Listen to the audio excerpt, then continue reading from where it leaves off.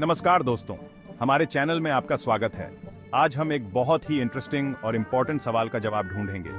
हम स्पेस में दूरियां कैसे मेजर करते हैं। स्पेस इतना बड़ा है, अरबों खरबों स्टार्स और अनगिनत गैलेक्सीज, ये सब जानने की इच्छा तो हमारे नेचर में है, लेकिन क्या आपने कभी सोचा है कि हमें कैसे पता चलता है कि ये सब कितना दूर है?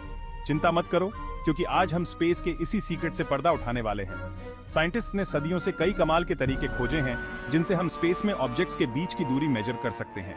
चलिए डिटेल्स में जानते हैं कि ये तरीके कैसे काम करते हैं।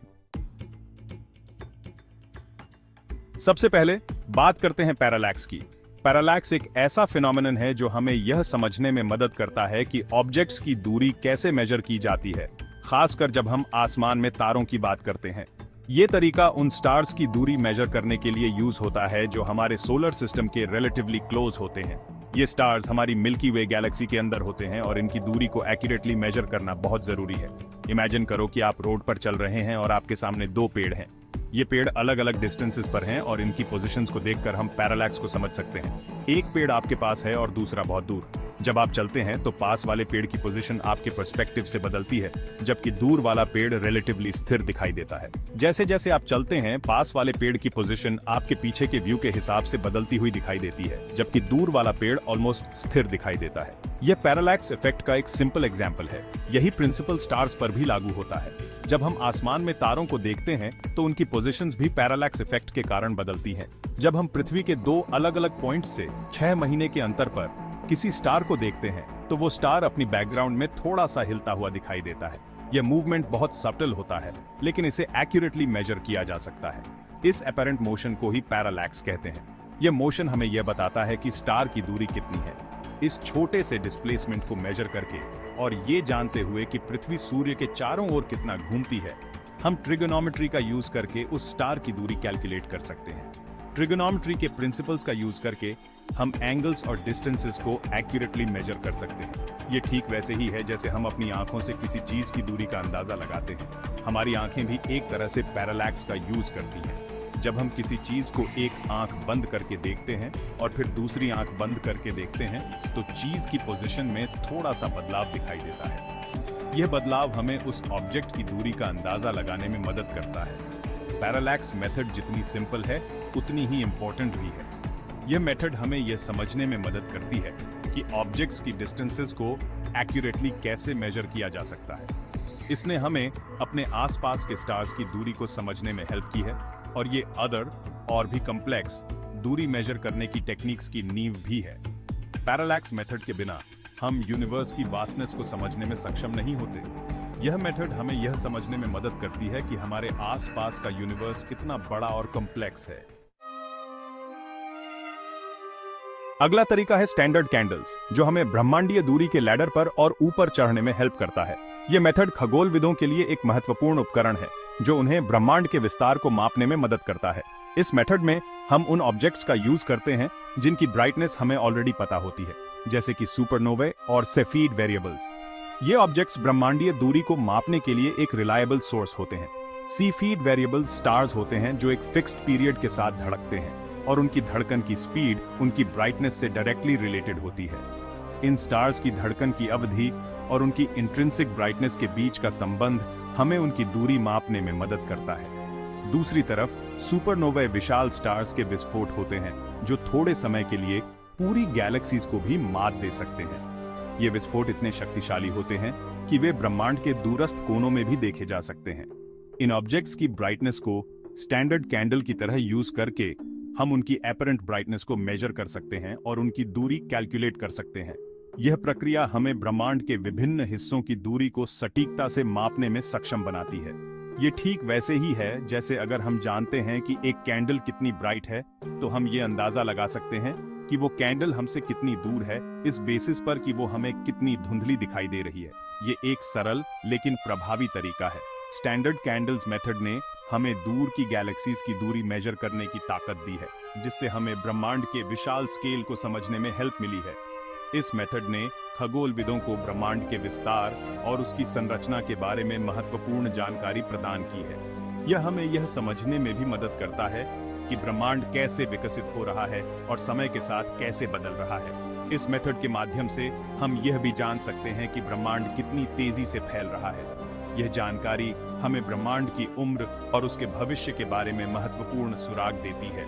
स्टैंडर्ड कैंडल्स का उपयोग करके खगोलविदों ने यह पता लगाया है कि ब्रह्मांड का विस्तार एक एक्सेलरेटिंग रेट पर हो रहा है, जो डार्क एनर्जी के अस्तित्व का संकेत देता है। इस प्रकार स्टैंडर्ड कैंडल्स न केवल हमें ब्रह्मांड की दूरी मापने में मदद करते हैं, बल्कि वे हमें ब्रह्मांड की गहरी समझ भी प्रदान करते हैं। यह मेथड खगोलविदों के लिए एक महत्वपूर्ण उपकरण है, जो उन्हें ब्रह्मांड के रहस्यों को उजागर करने में मदद करता है। अब हम ब्रह्मांडीय दूरी के सीढ़ी पर सबसे ऊपर चढ़ते हैं, जहां हम हबल्स लॉ का सामना करते हैं। 20वीं सदी की शुरुआत में एडविन हबल ने एक एस्टॉनिशिंग खोज की। उन्होंने पाया कि ऑलमोस्ट सभी गैलेक्सीज हमसे दूर जा रही हैं, और जितनी दूर गैलेक्सी है उतनी ही तेजी से वो दूर जा रही है। ये ऑब्जर्वेशन हबल्स लॉ के नाम से जाना गया, और इसने ब्रह्मांड के एक्सपेंशन के लिए पहला कॉन्क्रीट एविडेंस प्रदान किया। हबल्स लॉ का यूज करके हम किसी गैलेक्सी की स्पीड को मेजर करके उसकी दूरी कैलकुलेट कर सकते हैं। ये ठीक वैसे ही है जैसे अगर हम जानते हैं कि एक कार कितनी तेजी से हमसे दूर जा रही है, तो हम ये अंदाजा लगा सकते हैं कि वो कार कब से ट्रैवल कर रही है, और इसलिए वो हमसे कितनी दूर है। हालांकि ये ध्यान रखना इंपॉर्टेंट है कि हबल्स लॉ बहुत बड़ी दूरियों पर लागू होता है और छोटी दूरियों पर एक्यूरेट नहीं हो सकता है। चैप्टर 4, रेडियो वेलोसिटी, ब्रह्मांडीय ध्वनि तरंगें। अब हम रेडियो वेलोसिटी नामक एक और फैसिनेटिंग टेक्निक का पता लगाते हैं, जिसका यूज हम रिलेटिवली क्लोज आकाशीय पिंडों की दूरी को मेजर करने के लिए करते हैं। रेडियो टेलीस्कोप्स की मदद से हम अंतरिक्ष से आने वाली रेडियो वेव्स का पता लगा सकते हैं। जब कोई ऑब्जेक्ट हमारी ओर या हमसे दूर गति करता है, तो उसके द्वारा इमिट की गई रेडियो वेव्स की फ्रीक्वेंसी में बदलाव होता है। इस घटना को डॉपलर इफेक्ट के रूप में जाना जाता है। रेडियो वेव्स की फ्रीक्वेंसी में इस बदलाव को मेजर करके हम उस ऑब्जेक्ट के वेलोसिटी की गणना कर सकते हैं, जो हमारी ओर आ रही है या हमसे दूर जा रही है। इस वेलोसिटी की जानकारी का यूज करके और कुछ अदर फैक्टर्स को ध्यान में रखते हुए हम उस ऑब्जेक्ट की दूरी की गणना कर सकते हैं। रेडियो वेलोसिटी मेथड का यूज अक्सर स्टार्स, गैलेक्सीज और अदर आकाशीय पिंडों की गति और दूरी का स्टडी करने के लिए किया जाता है।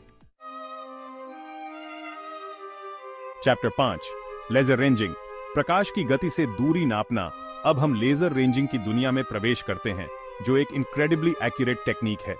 यह तकनीक हमें अंतरिक्ष में दूरियों को मापने का एक अद्वितीय तरीका प्रदान करती है। इसका यूज हम अपने सोलर सिस्टम के भीतर की दूरियों को मेजर करने के लिए करते हैं। यह तकनीक हमें ग्रहों, चंद्रमाओं और अन्य आकाशीय पिंडों की सटीक दूरी जानने में मदद करती है। इस टेक्निक में हम पृथ्वी से एक लेजर बीम को किसी आकाशीय पिंड जैसे चंद्रमा या किसी दूर के अंतरिक्ष यान पर ट्रांसमिट करते हैं। यह प्रक्रिया बहुत ही सटीक और जटिल होती है। लेजर बीम उस पिंड से रिफ्लेक्ट होती है और पृथ्वी पर वापस आती है, जिससे हमें उस पिंड की दूरी का सटीक माप मिलता है, और हम लेजर बीम को पृथ्वी तक वापस आने में लगने वाले समय को बहुत ही एक्यूरेसी के साथ मेजर करते हैं। यह समय मापने की प्रक्रिया अत्यंत संवेदनशील उपकरणों के माध्यम से की जाती है, क्योंकि हम जानते हैं कि लाइट की स्पीड कांस्टेंट है, इसलिए हम उस पिंड की दूरी की गणना बहुत ही एक्यूरेसी के साथ कर सकते हैं। यह गणना हमें अंतरिक्ष में दूरियों को मापने में एक नया दृष्टिकोण प्रदान करती है। वैज्ञानिक इस तकनीक का उपयोग करके विभिन्न आकाशीय पिंडों की दूरी की गणना करते हैं। यह प्रक्रिया हमें अंतरिक्ष के रहस्यों को समझने में मदद करती है। लेजर रेंजिंग का यूज चंद्रमा की दूरी को मिलीमीटर स्तर की एक्यूरेसी के साथ मेजर करने के लिए किया गया है। यह तकनीक हमें चंद्रमा की सतह के बारे में अधिक जानकारी प्रदान करती है, और इसका यूज पृथ्वी के गुरुत्वाकर्षण क्षेत्र का स्टडी करने और महाद्वीपीय प्लेटों की गति को ट्रैक करने के लिए भी किया जाता है। यह तकनीक हमें पृथ्वी की आंतरिक संरचना और उसकी गतिशीलता को समझने में मदद करती है। वैज्ञानिक लेजर रेंजिंग के डेटा का विश्लेषण करते हैं और इससे प्राप्त जानकारी का उपयोग विभिन्न अनुसंधानों में करते हैं। यह तकनीक हमें अंतरिक्ष और पृथ्वी के बारे में नई जानकारियां प्रदान करती है। भविष्य में लेजर रेंजिंग तकनीक का उपयोग और भी अधिक उन्नत मिशनों में किया जाएगा। वैज्ञानिक और इंजीनियर इस तकनीक को और भी सटीक और प्रभावी बनाने के लिए निरंतर काम कर रहे हैं। इस प्रकार लेजर रेंजिंग तकनीक हमें अंतरिक्ष की गहराइयों को समझने और नई खोजों की दिशा में आगे बढ़ने में मदद करती है। यह तकनीक विज्ञान और अंतरिक्ष अनुसंधान के क्षेत्र में एक महत्वपूर्ण भूमिका निभाती है।